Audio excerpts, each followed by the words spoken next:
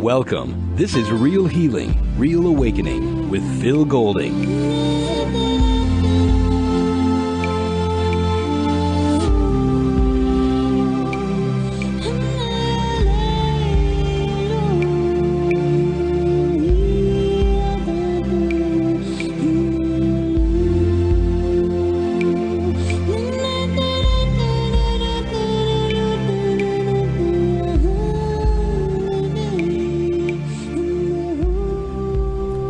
Hello, my name is Phil Golding.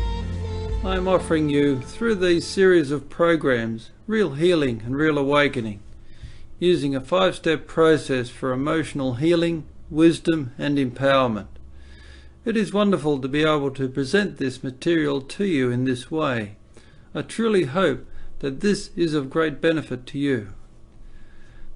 This particular program is designed to introduce the 5-step process for healing and awakening, and it is the first of 2 episodes devoted to this purpose. So let's begin. All feelings or emotions can be traced back to 2 sources, love and fear. All feelings that are beneficial, life-enhancing and healing come from love. All emotions that are detrimental, destructive and painful come from fear. Everything we think, feel, say and do in our journey through life is in some way an experience of these 2 opposing forces. For most of us, the experience of life is a constant pursuit of love and fulfillment, and the fear and pain of not being able to experience love and fulfillment. As a demonstration of what I mean, listen to these statements and see how many of them you relate to. I struggle so often with sad and painful emotions. Lately, I've been getting so worried and anxious. I'm often overwhelmed with grief and have trouble letting go of hurts and regrets. I'm still grieving. I just don't know how to move on. I feel so frustrated and angry. Why isn't anything going right for me? I feel cut off from the world. I don't seem to fit in. I don't feel like I'm in control of my life. It's like others are pulling my strings. Life is passing me by. I'm feeling like I'm being left behind. I feel like a failure. I feel so helpless. I feel so trapped in this relationship. There's just no love between us. I've given up believing that I will ever find a fulfilling relationship. I despair at all the suffering in this world. I don't see any meaning in all this chaos. I want to live a meaningful life that is of benefit to others, but I don't really know where to begin. I want to change my life, to create a life that reflects my potential, my dreams, but I find I seem to make so little progress. I want to reach into the heights of self-mastery, but find myself defeated by my human limitations time and time again. I want to really experience unconditional love as the giver and the receiver. It is quite normal to identify with most of these statements, if not all of them. The challenges of human life confront us all. As I mentioned before, deep down we all basically want the same thing, love and fulfillment. All too often though, fear and confusion invade our life, or we just get taken over with day-to-day survival. There is a way to break free of these limitations.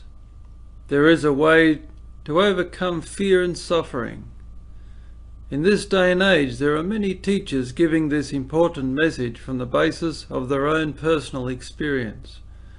In many different styles and flavours, they are offering you a way to achieve this holy grail of love and fulfillment.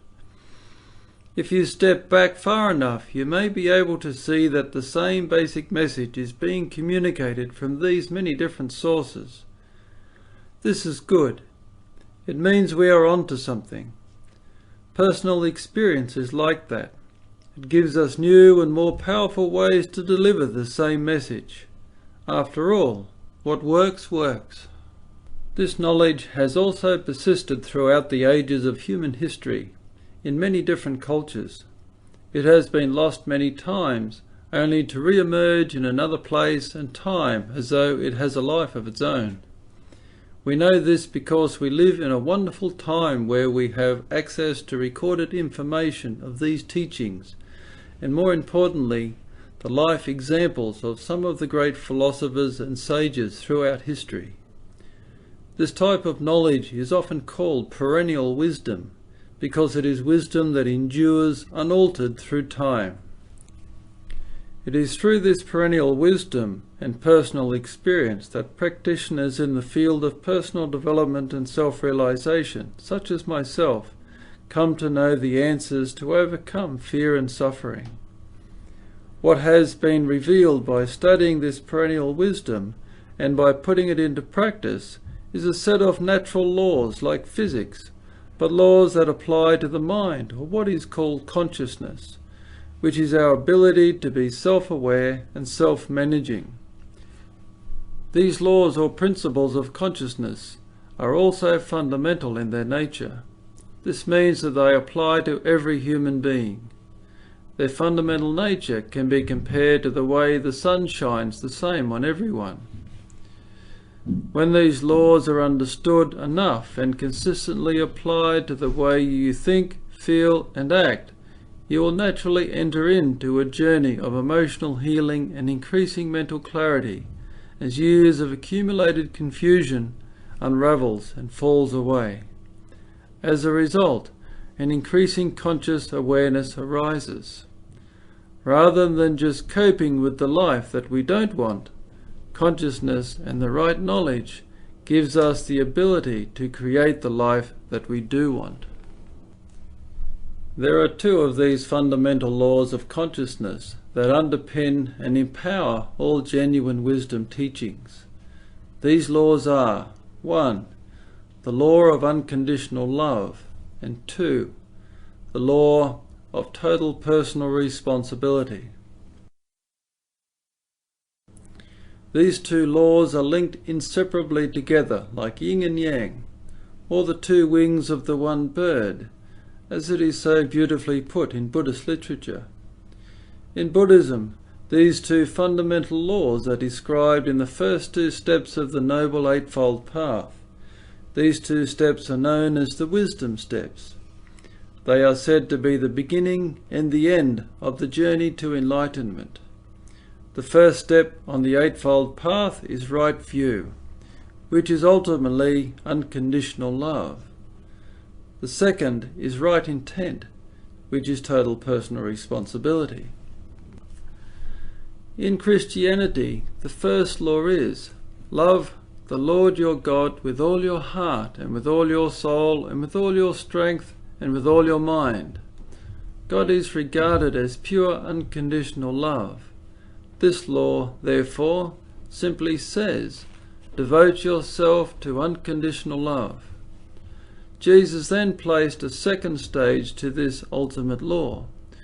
Do unto others as you would have them do unto you. A clear statement of personal responsibility and an excellent way to assess the right thing to do in any given situation.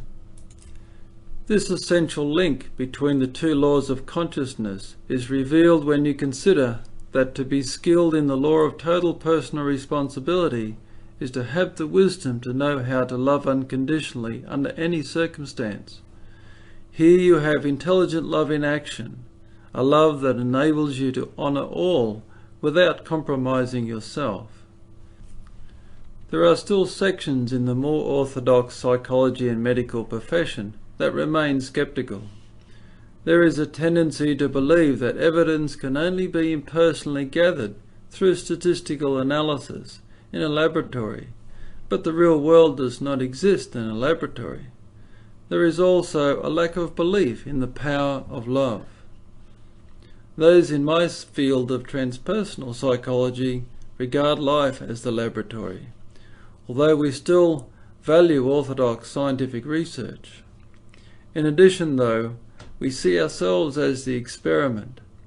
We first apply these principles of personal change to ourselves, because if we can't put this to work in our own lives, how can we expect others to do the same? And how can we possibly know what it is really like? We endeavour to be less the out-of-touch expert and more the living example. This knowledge, therefore, can only be truly understood by personally opening one's heart to a direct experience of it, by endeavouring to put it into action. In this way, the knowledge is no longer just theory.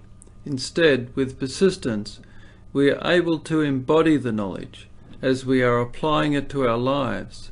In other words, it becomes a part of who we are. This is what transforms knowledge into wisdom.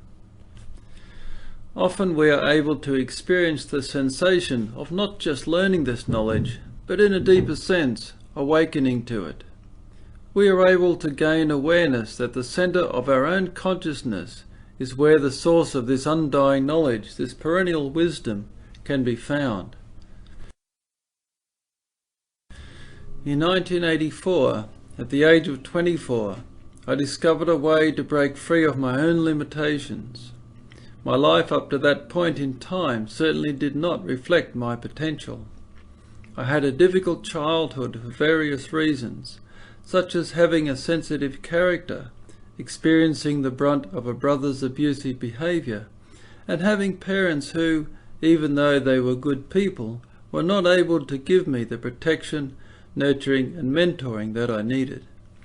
These childhood difficulties and the conditioning that it gave me led to chronic depression in my teenage and early adult years. As a result, I dropped out of high school and then college. I felt unloved and unworthy. The depression further complicated my life by restricting my ability to make wise decisions on my own behalf, or I avoid making decisions altogether. I was stuck and afraid. I was also burdened with self-destructive thoughts and emotions, and around the age of 20, I seriously considered suicide. Chronic depression finally drove me into my first tentative steps to seek help. I began by attending self-help groups that used a 12-step program for personal development. I attended these self-help groups regularly for the next 12 years, as well as some counselling. Through these avenues of healing, I was awakened to perennial wisdom. As I learned to put these principles of personal change to work, my life began to improve accordingly. I didn't reach out for as much help as I could have, but I kept steadily growing, nonetheless. Even though I soon learned to function well, whenever I took a major project on, my chronic depression would be triggered once again. Finally, after 8 years of personal growth work that helped me in many areas of my life, I decided to spend some dedicated time focusing on my depression and nothing else. Using all that I had learned, I surprised even myself by finally breaking the back of my depression in just a few weeks. The final key for me was a deep enough level of self-acceptance, which is accepting responsibility to love myself just as I am every day. The two laws of consciousness working harmoniously together to free me of depression. This is when I came to deeply comprehend the essential nature of unconditional love and personal responsibility. I have experienced the feelings of depression at times since then, but I now know what to do about it. It can no longer take hold of me. You could now say that I am immune to this chronic disorder. Of course, I could have overcome my depression a lot sooner if I knew at 24 what I know now, but this was not the case. Besides, my experience has been my greatest teacher where becoming a psychotherapist is concerned. It has helped me learn that every problem can be turned into an opportunity. As I continued to work on myself, my natural interest in psychology began to blossom.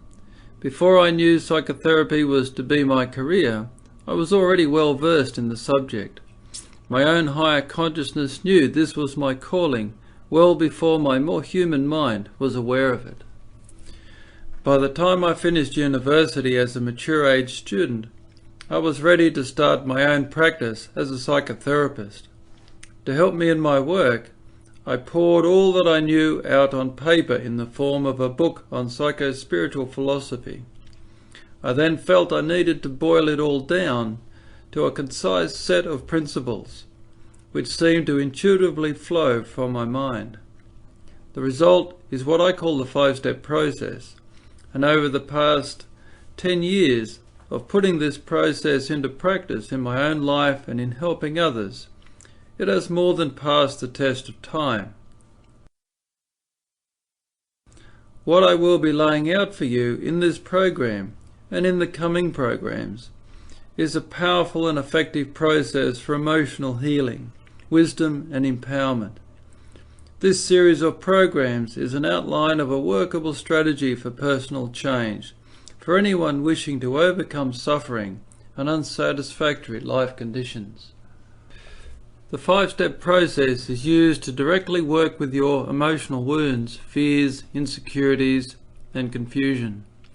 It is designed to develop your own compassionate relationship with yourself. This loving connection to your own human self is the doorway to harmony with life itself. The 5 steps are the backbone of my transpersonal psychotherapy practice, my meditation classes, and the self-help books that I write.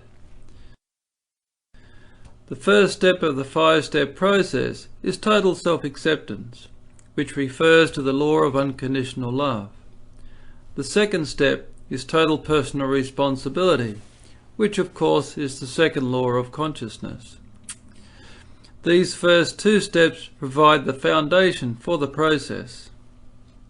The third step is let go and tune in, which is about putting steps 1 and 2 into practice when it comes to looking after our inner self. It is about healing and clarity. The 4th step is living in the now. This is about how to put that clarity into action as we create our life in the world. The 5th step is live the process. This is about the recognition that this process has no end point. It is about looking after and evolving our mind throughout this particular life and beyond. So let us have a deeper look at the 5-step process and how it fits together for the purpose of transforming your life, starting with step 1, total self-acceptance. To do this, I will read a condensed summary of the step and then I will expand that out. The condensed summary goes like this. As human beings, we are totally acceptable and worthy. We have always been so and always will be. This is absolute. Our human imperfections do not invalidate our worth as human beings. Self-condemnation, a mental confusion created by old emotional wounds, attacks our sense of worthiness and is the real reason for our suffering. This confusion can also cause us to blame others for the way we think and react. Deep down, we are crying out for love and healing. We can heal ourselves, however, because we are also souls born from the life force of unconditional love. A deep enough self-acceptance creates within our being a state of unity with the life force of love, which initiates healing on all levels. When we can give ourselves unconditional love on an ongoing basis, it is then much easier to love others unconditionally. True empowerment comes from knowing that we are souls of love, compassionately caring for our vulnerable human selves. That is step 1 in brief, so let's expand that out. To do this, I am going to have a philosophical conversation with the help of a few people from my meditation group. To quote the summary, As human beings, we are totally worthy and acceptable. We have always been so and always will be. Our human imperfections do not invalidate our worth as human beings. This is a fundamental statement that gives us a doorway into the true meaning of unconditional love. We grow up to be so confused about love because we are raised by imperfect human beings. We are all human, so there is no getting around this. Because we are human, our love is not going to be perfectly unconditional. Our parents carried within them certain fears and insecurities that interfered with their ability to love unconditionally. The same goes for ourselves. In order to break free of this dilemma, we need to see love as not human, but as a universal life force. In other words, love does not come from humans, it comes through humans, and is distorted as a result. If we consider that this life force of love comes through humans, then we must conclude that we are all plugged into this love directly. Why don't I feel love then? Surely this life force, as you call it, is passing me by. This life force of love cannot reject you, any more than the sun can reject you. This force of love is unconditional, which means all that you need to do to qualify is exist. So congratulations, you're qualified. Then why don't I feel it? Because you are rejecting yourself, or condemning yourself, as the summary puts it. Am I? You may not be all that aware of it. Most often this self-rejection comes from deep mental programming that is now below your conscious awareness. You have become used to it. Occasionally this subconscious mental activity is triggered into conscious awareness by something that happens to you. You feel it in the form of sad or angry feelings and confusion that takes a while to subside. For some people, this is a frequent experience, such as when I suffered depression.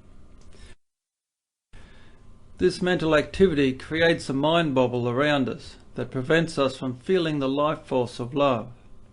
We are too busy feeling our self-rejection instead. It is like standing in the shade where the sun is blocked from hitting us directly. Because we become so confused early on as a child, we are not really conscious of the fact that this constant life force of love is there. Instead, we grew up to think that we can only get love if someone else gives it to us, which puts us in a real dilemma. You mean we're always in the shade?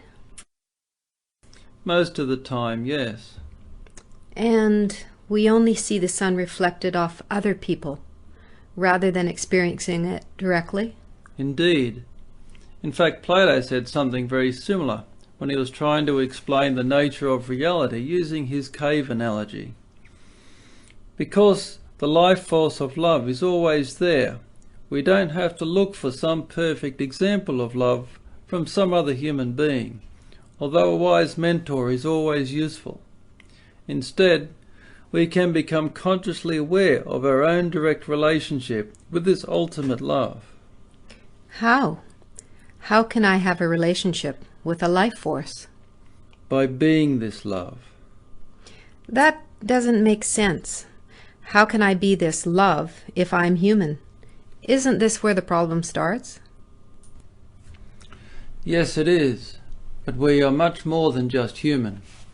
As the summary points out, we can heal ourselves because we are also souls born from the life force of unconditional love.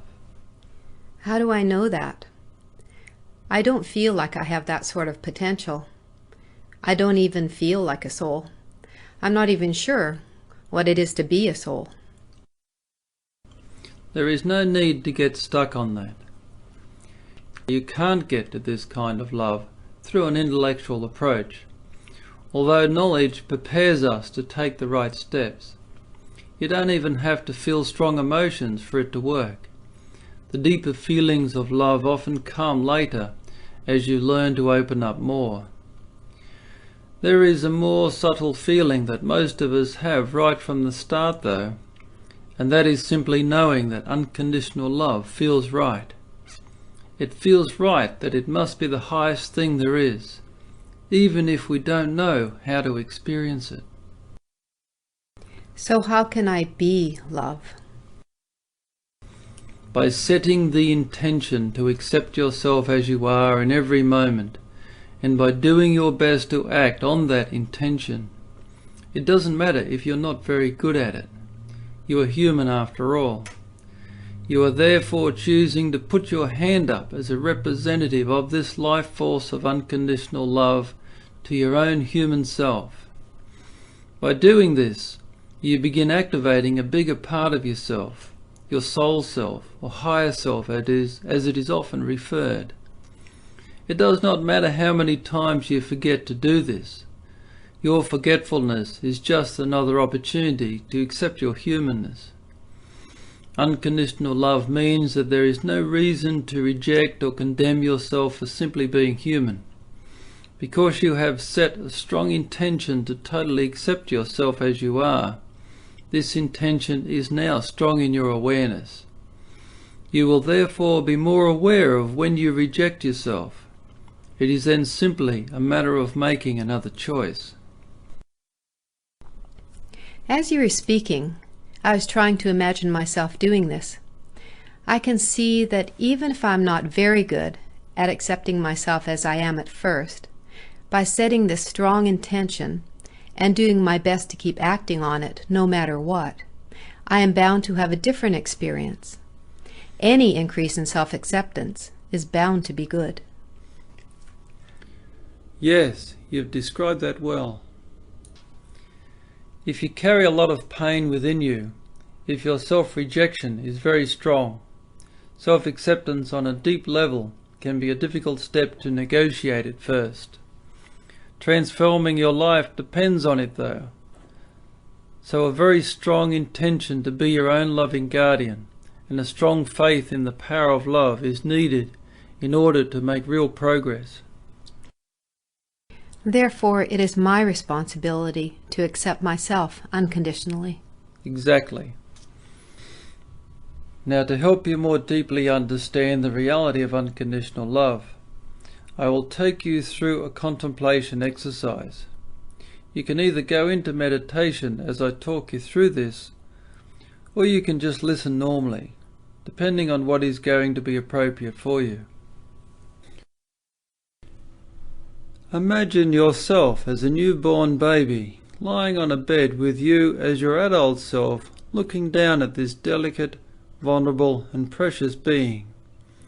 Now as you are looking down at this beautiful little being, can you say in your heart that there is anything about this baby that is unworthy of love? Can this baby do anything that makes it truly unworthy of love? For instance, it may frequently wake you up during the night by crying, or it may dirty its nappy a number of times a day.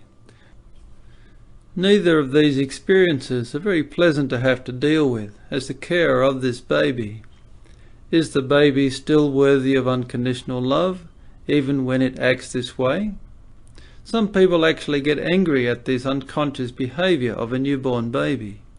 Is the problem with the baby or the carer? Now your child is 1 year old and crawling around, getting into whatever it can reach. Occasionally this little toddler is difficult at meal times and can still keep you up at night. Your toddler is just doing what a toddler does. Is there anything about it that is unworthy of unconditional love? Now your toddler is a delightful 2-year-old and becoming a real handful. She is now walking and therefore getting into more things. There is a lot of boundary testing going on as your toddler exercises its awakening will in fits of defiance. This little one is also starting to talk in the cute way that toddlers do. Is there anything about this child that is undeserving of unconditional love?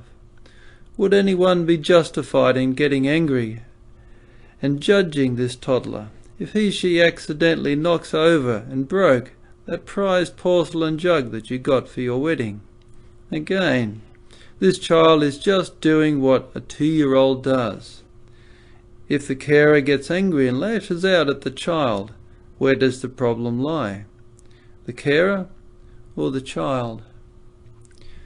Now your child is 5, very active and talking fluently. Even though she is still quite the bundle of joy, there is already some negative conditioning evident in the child's mind. You are already having a tussle with your child's newly forming ego.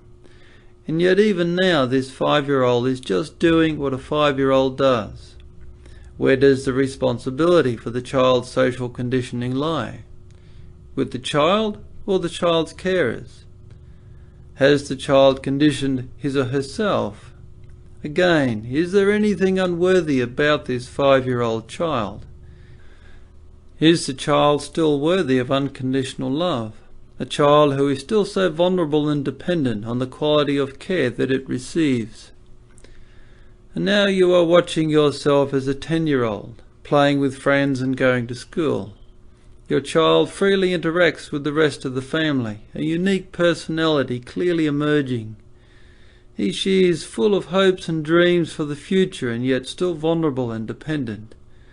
There is the occasional conflict with various family members as the need for independence is slowly emerging. Negative conditioning is clearly visible. Deep behaviour patterns have been well established. Still, this 10-year-old is just doing what a 10-year-old does. Is this growing child still worthy of unconditional love? If a carer withdraws their love from this child, where does the problem lie? Now you are watching yourself as a 15-year-old, well into puberty and the new social scene. Your adolescent self is spending less time with family and instead seeking peer approval in his/her social group, sometimes in defiance of parental guidance. This leads to frequent conflict. She is now experiencing the first forays into dating and relationships with its inevitable excitement and at times crushing disappointment. Your adolescent self is often moody and even behaves a bit oddly as she searches for an independent identity. Childhood conditioning is now deeply entrenched and overlaid into this youth's natural character. Again, your adolescent self is just doing the best that she can. Should your adolescent self be judged for that? Condemned for that? Should guidance come with condemnation or unconditional love? How would it have been if you were given unconditional love all through your childhood? How would it have been if you felt safe to share your deepest fears, emotions, joys and dreams with your parents all through your childhood and received nothing but loving guidance, caring, wise discipline and encouragement that never made you wrong as a person? Isn't this what we deserve as children? No matter how many mistakes we made or how confused we may have become at times. How can a child be held responsible for his/her own upbringing? Surely the responsibility lies with the carer. Even as an adult, the same rule applies. Even having to firmly say no to a person's confused and misguided behaviour can be done without withdrawing unconditional love. When you look inside yourself now, you are looking at and feeling this child, a child that is still looking for that unconditional loving acceptance. You can find this child in your most vulnerable feelings. You are now the adult, and this inner child now belongs to you. Your carers did the best they could. Their job is now finished. Now it is up to you. How have you been treating yourself, your child self?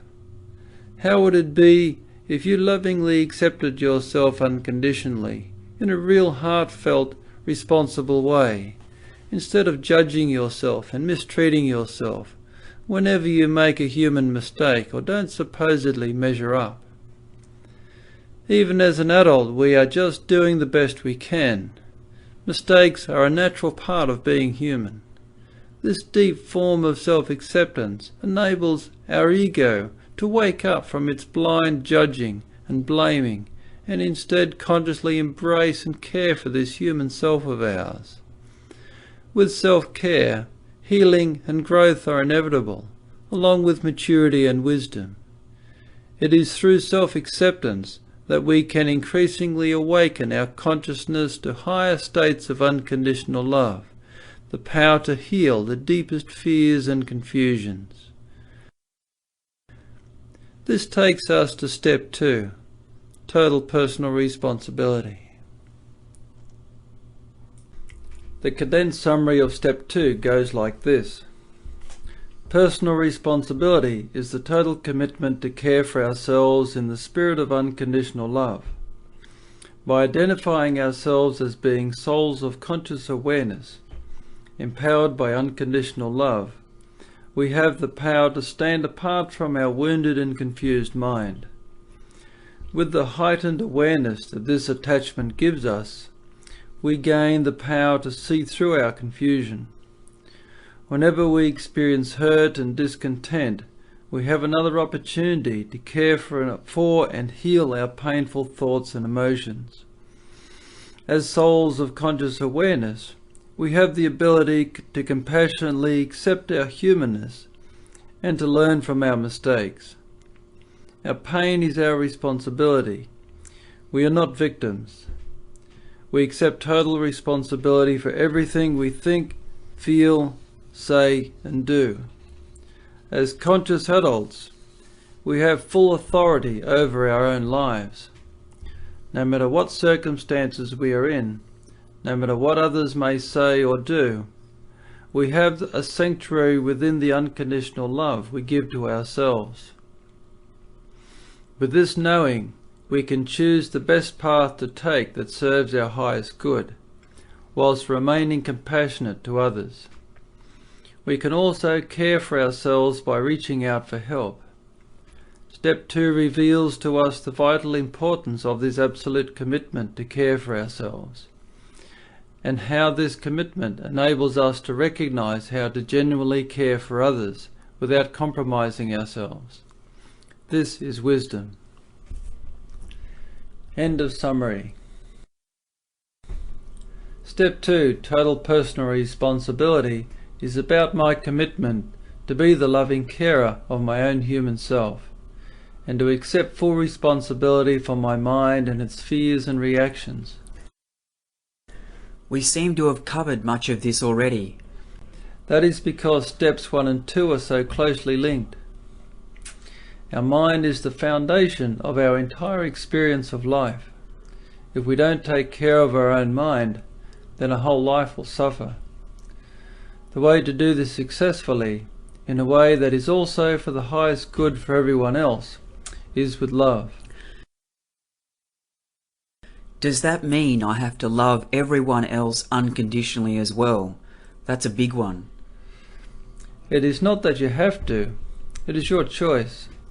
As the summary says, as conscious adults we have full authority over our lives. Your life will work out best if you do, however. Love always works out best. Does that mean that I have to even love unconditionally those who mistreat me? Does that mean I just keep forgiving them and let them walk all over me? It certainly does not, but that is a common and often tragic misconception. If that is what you are doing, then you have forgotten your personal responsibility to give yourself unconditional love. You can say no to someone's unacceptable behavior and yet still accept them as a person. Total personal responsibility means that I will accept responsibility for everything I think, feel, say and do. But the same also applies to every other adult human being, whether or not they want to accept that responsibility themselves. You can't necessarily make them accept responsibility for their actions, but you do have the authority to choose how you respond to their reactions. Therefore, when you say no to someone in the spirit of unconditional love, you are saying no because you are choosing to take loving care of yourself. It is a self-responsible, or to put it another way, a self-love choice. The choice is made by getting in touch with what feels best for you, in terms of honestly caring for yourself, which does not involve putting blame or condemnation on the other. What that self-responsible choice isn't going to be is an act of hate, vengeance, etc., at the person that you are saying no to. You are looking after yourself, but you are not abusing anyone in the process. But the person I say no to may not like me to say no to them. They might be unhappy or even angry. Aren't I responsible for that? No, certainly not. Not if you have done your best to say no in a respectful way, and you don't have to be perfect about it either. If the other person gets sad or angry, then they are doing that to themselves by not taking responsibility for their own mind and their own actions. In addition, caring for yourself means you will do your best not to react to their reactions. You don't have to argue with them. You don't have to even convince them. If your decision to say no feels like the best way to care for yourself, and it is basically free of a desire to harm the other person, it is then very likely to be the best choice for everyone, whether the other person understands that or not. These things have a way of proving themselves as time goes on. So I have to face up to my own fear, insecurity, anger, and so on. Total personal responsibility says that there's no one to pin it on. That feels like a big heavy weight to me. That is your non-acceptance of yourself that you are feeling. You are not realizing the power of your potential. Trying to control others, trying to force your will on them in order to fix your pain or stop yourself from being hurt is futile. This approach simply creates more conflict and more pain. This approach to life ensures that you remain powerless to take charge of your life and dependent on others to give you security and to make you happy. This is the real burden. In this vain attempt to protect ourselves, we are not realizing that the real enemy is within. What is really hurting us is our lack of acceptance, our lack of love for ourselves. This is why accepting total personal responsibility, to love yourself unconditionally, is the key to actually freeing yourself from all burden. Love is the sanctuary, love is the healer. By embracing your humanness with your own loving acceptance of yourself, you are then shielded from being hurt by others. You don't have to be perfect. You are accepting your humanness. You are doing your best to learn from your human mistakes. You accept full responsibility for your own life. If other people judge you, condemn you, attack you for your human mistakes, from within this sanctuary of self-responsible love, you will know that their attack on you is about their own confusion. You will know that you are worthy of unconditional love no matter what mistakes you may make, no matter what you may inadvertently do that happens to upset someone. I can see that there is a lot to learn with this. Much more than we first realize. Your own confusion about the true nature of love is the real cause of our suffering. By accepting responsibility to be the loving guardian of your humanness, your own mind in other words, you are directly getting to the root of your suffering and applying the best healing balm to it, and that is love. Not only that, you don't have to wait around for someone else to love you first. Love is already at your beck and call. The main obstacle in this journey is really your own confusion, which naturally takes time to unravel. By setting that strong intention to be the loving guardian of yourself, awakens a real conscious awareness of yourself and what your mind is up to. It is like a bigger you recognizes your role as the parent of your vulnerable human self, as though you have an inner child to look after, and in many ways that is true. By recognizing yourself as the parent of your inner child or human self, You are having an experience of yourself as soul, or Buddha nature if you're a Buddhist, or Atma if you're a Hindu. There are many ways to relate to this consciousness that can be awakened within you. It is something that people have been waking up to throughout human history. As it says in the summary, by identifying ourselves as being souls of conscious awareness empowered by unconditional love, we have the power to stand apart from our wounded and confused human mind. With the heightened awareness that this detachment gives us, we gain the power to see through our confusion.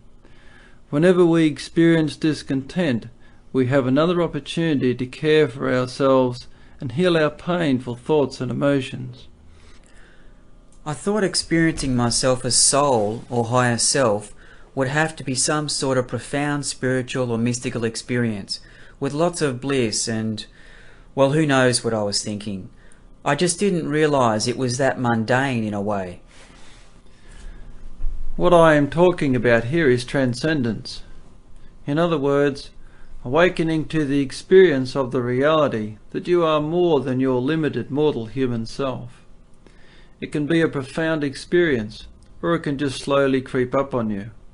It is nonetheless a very practical experience, and so it should be. It is about learning what it means and what it feels like to take charge of your mind and therefore your life, even if it is in small faulting steps at first. Where do children fit into this? Does total personal responsibility apply to them also? Not in the same way. And of course we have an awareness of this in our society. In order to have the ability to be personally responsible for our mind, we must have developed an adult capacity for conscious awareness.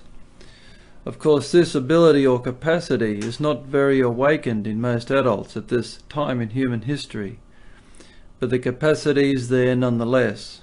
The soul is where this potential lies. A child is still physically developing, even though the soul of the child may have the same potential as any adult. Being a child is like a television set that hasn't got all its circuitry in place. The television signal is beaming in, but the limited circuitry can't yet fully process it. To extend this analogy, the TV is also a computer that needs to be programmed effectively in order to fully function. This is why children need adults to be conscious awareness for them and to provide them with good mentoring. Children seem to be in a very vulnerable position. Shouldn't I blame my parents for the problems in my life as an adult? Blaming or condemning our parents for the mistakes they made is hard not to do as we're grappling with our negative conditioning. As parents, we are certainly responsible for the well-being and upbringing of our children, and it is our responsibility to learn how to be good parents. We are all human, however. From a larger standpoint, we are all children in the process of growing. This is the nature of the human experience. In order to make our way in life, we need to accept this reality and work with it. Once we have matured into adulthood, real conscious awareness is at our disposal. Even though our childhood may have given us many handicaps, by accepting full guardianship of our own life, in partnership with the life force of unconditional love, we have access to the power to overcome all obstacles in life. This, I believe, is the ultimate meaning of life in this world. It is not what happens to us, it is what we do with it. In this way, it does not matter whether you are wealthy and privileged or poor and downtrodden. Unconditional love and total personal responsibility still must be your guiding light. For the wealthy and privileged, the challenge life may be setting them is charity and service. Instead of being seduced by their good fortune and being fooled into thinking that they are more special than those less fortunate. The challenge for the poor and downtrodden may be faith and perseverance, to recognize their true worth despite their humble beginnings, or how others may treat them. You can tell how awakened a person's consciousness is, how evolved they are as a soul, by observing these indications. The handicaps of our childhood conditioning seem to me to be a huge obstacle to face and overcome. Yes, for many it certainly is. As a part of healing the past, it is important to fully validate the suffering we have experienced as a child. This is not about being a victim. This is about recognizing what there is to heal within ourselves. When we realize the real extent of our suffering as a child, there is that temptation to lash out at those who caused this at the time. But this pain is ours to heal now, and most importantly, we can heal it, and awaken to a great deal of wisdom in the process. The wisdom gained is the great compensation for the hard trials of healing and growing. On the other hand, in an attempt to accept responsibility for our lives and forgive those of our past, we often gloss over the real extent of our suffering at the time. We then get confused when the pain of the past keeps interfering with our life, even as we are trying to move on.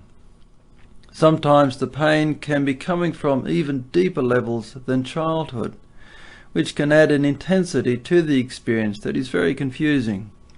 I will talk more about this in a future program. It's important to understand the difference here between justice and healing. Healing depends on you, and you alone, of course with the help of others, but you are in control of your healing. Justice is different. You are pursuing justice. It depends on whether another person either is going to be brought to justice or whether they are able to face up to what they have done and do their best to make amends. Unfortunately, many people think they have to find justice before they can achieve healing. But quite often, even if justice is achieved, healing is still not achieved. Healing depends on you. You cannot depend on another for your own healing. Whether you pursue justice, achieve justice, or not achieve justice, you can still heal. Healing can begin at any time. It is your mind, it is your heart, it is your domain. You are in control of that process. Mastering our mind on any level is a great challenge, but it can be done. And the number of those who have gained good skill in self-mastery is rapidly increasing for reasons I have mentioned earlier in the program. If I don't need others to love me in order to be loved, does that mean I no longer need relationships? What is this going to do to the relationship that I am in? I'm often asked this question. The ego can't comprehend a love that is free of dependency. In reality, though, the more secure you are in your direct relationship with the life force of love, the more confident and comfortable you are with being open and close to people. Because you accept your own humanness, you will accept theirs as well. You are less likely to react to petty differences and momentary confusions. When there is an issue that needs to be dealt with between you and your partner, you are more inclined to approach this in a respectful and loving way. In other words, the more centered you are in your own inner sanctum of unconditional love, the more love you have to freely give to others. We become so full of love that we naturally overflow with it. But what advantage would there be in having a relationship if I'm so overflowing with love? If you are an enlightened master, then perhaps that might be the case. The love of such an enlightened person would equally spread out to everyone. Not too many of us are enlightened masters, though. I can give you two main reasons for the importance of personal relationships where the rest of us is concerned. The first is to have someone to experience the ideals of love with. We haven't yet mastered the dance of love, so we still need a partner to practice with. The second reason is a part of that practice. we are going to step on each other's toes occasionally. This is where we encounter our humanness, our fears and insecurities that we may not have a chance to awaken to, other than through an intimate relationship. Parenting children provides similar opportunities, of course. The need of the soul to evolve through relationships is of course intertwined with our natural biological desires for companionship, sexual desires, and the desire to parent children. Here the life force of love has beautifully designed an opportunity for self-realization, for giving and receiving love, and for eventually becoming love itself. It is all the great tapestry of love that is the human experience. Therefore, steps 1 and 2 are about our commitment to care for and master our own humanness, and our own mind in particular. Without a never-give-up commitment to yourself, you have very little to work with. No matter how much others may try to help you, if you are not willing to help yourself, then little will be achieved. Even if your old conditioning causes you to believe that you have nothing to offer, that you don't have what it takes to learn, don't believe it. Everyone has the power within them, you included. Give it a chance, you will be amazed. Never give up on yourself, no matter how many disappointments confront you, and life will never give up on you either. The key to your happy and fulfilled life is in you. No one else has it. Your commitment is the doorway that allows the power of life and love to enter your heart. This concludes the first episode of Real Healing, Real Awakening. Next week, I will be taking you through steps 3, 4 and 5. That is step 3, let go and tune in, which is the healing and evolving our inner self step. And step 4, live in the now, which is creating our life in this world. And step 5, live the process, which is making this our entire lifestyle, our way of life. I want to conclude this talk with a poem that I wrote some time ago, called The Heart of Consciousness, which is really about the path of healing and awakening. Step directly into the river of life, with your breath flowing and your heart open. Yes, even into the raging torrent of the mind. Your heart is like a vast and tranquil ocean. The mind is but a mere trickle compared to the limitless power of the heart. Let all things flow through you. Resist them not. Watch, feel, and learn. To the ocean of the heart all is equal and beautiful, even as the ego judges and complains. Like a loving and wise parent, the heart watches over the ego, this little child of mind, and guides this lost child back to the safety and bliss of her bosom. So you think you are this mind. Watch it come and go with its endless petty fears and squabbles. Let it die in the face of its fears. Behold, you still remain. What you thought you needed is but trinkets compared to the treasure of the heart. All will be provided to those who serve the heart. So you think you are this body. Does it not grow old and die? Watch how it comes and goes as well. It is a temple, they say. Do not waste time endlessly adorning it. Spirit dwells stronger in simple dwellings that are sturdy and well kept.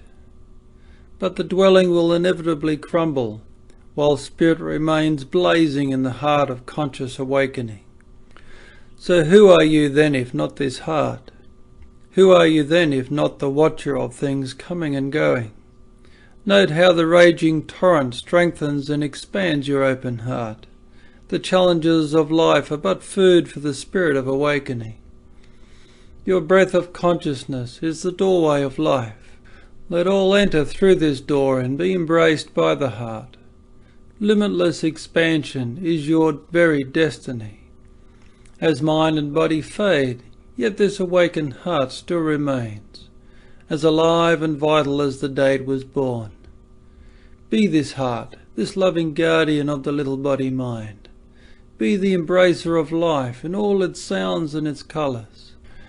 Know the limitlessness of your foundations and the power of the love that you are. Fear is but the doorway to your destiny. Enter it gladly and feel the life surging in you. Note how you soar above these turbulent waters. As this flaming heart, this ocean of spirit, pour yourself into life and light the way for others to follow. Claim your destiny in every mundane step. There is no perfection on this path of awakening, only the strivings of those who won't give up. Perfection is the reward of persistence, and for those who forget the reward. To lead the way is to be the way, to shine in your very humanness, in the beauty of your imperfection. The heart is an ocean of compassion pouring out to all, and yet allowing all to find their own way. Wisdom is the fruit of right action, forged on the anvil of trial and error. Make your mistakes gladly, for they are the stepping stones to enlightenment. That's it for the show, and I hope it's been of benefit to you. And I just want to leave you with this thought. Be a guardian angel to your vulnerable human self, and you will always find love will warm your heart. For wisdom is intelligent love in action.